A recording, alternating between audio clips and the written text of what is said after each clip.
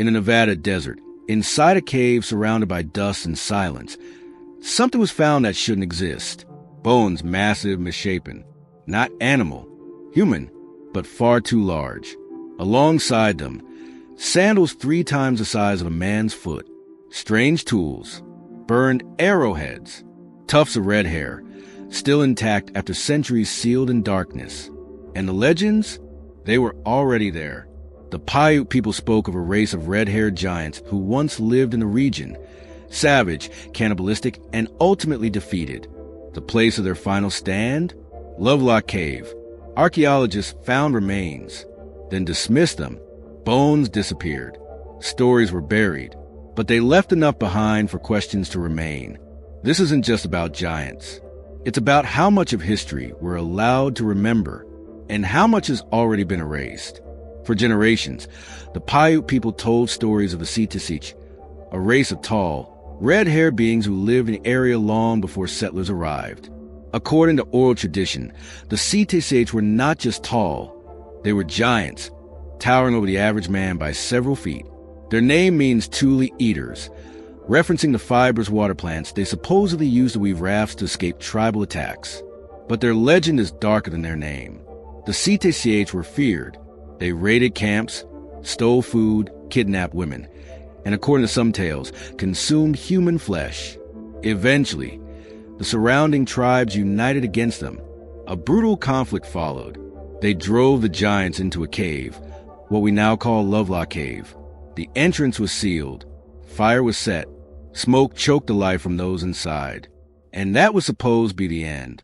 In 1911, miners searching for bat guano accidentally rediscovered the cave. What they found wasn't just fertilizer. It was history. Archaeological digs revealed over 10,000 artifacts buried in layers of guano, clay, and ash. Among the findings, oversized human bones, femurs and skulls far beyond normal proportion, sandals made of woven sagebrush, some over 15 inches long, baskets, tools, and duck decoys crafted with artistry that defied assumption, fragments of jaws large enough to dwarf the human mandible, a mortar containing what appeared to be charred human bones. And then there was the red hair, thick, wiry, and vividly colored.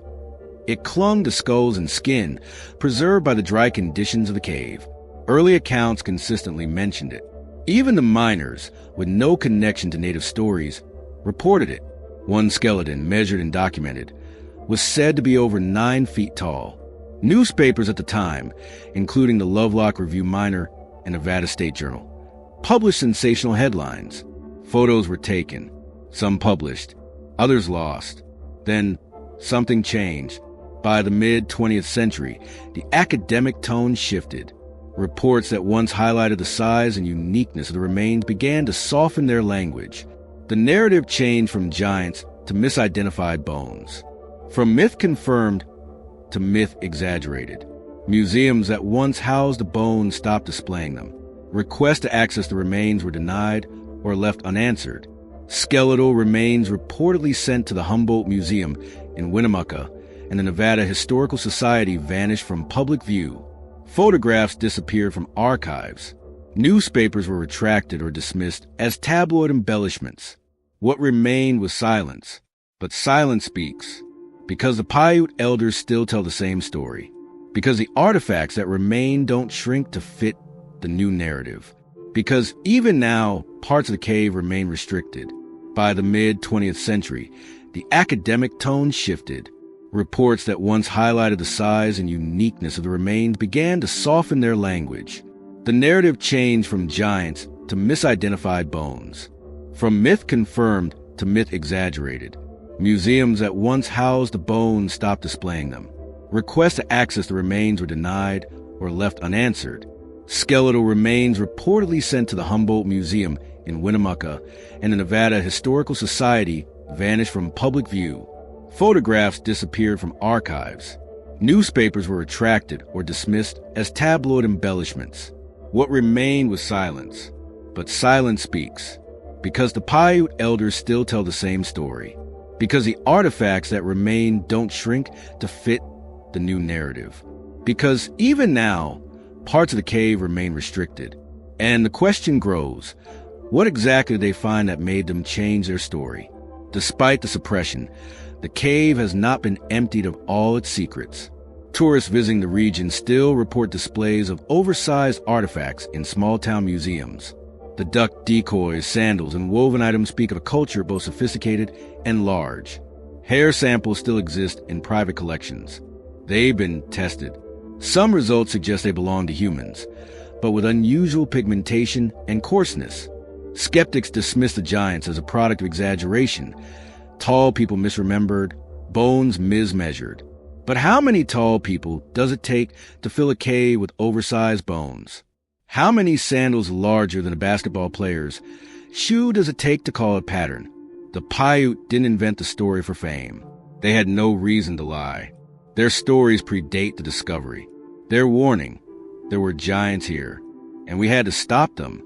The remains echo that memory, even if official history no longer wants to hear it. The Paiutes told a story. The cave was real. The fire was real. And the bones? They were real, too. Someone found them. Someone tried to erase them. But history doesn't burn so easily.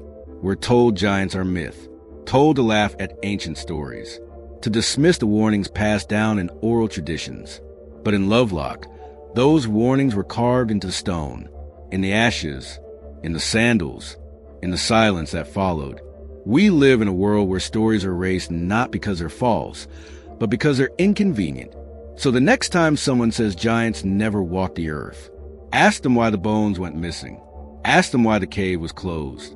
And ask yourself, what else have we buried? Not to protect truth, but to protect control? Because sometimes the monsters in our myths weren't monsters at all. They were rivals. And sometimes truth doesn't disappear. It waits, buried in caves, etched in memory, whispered in fire, waiting for someone to dig it back up.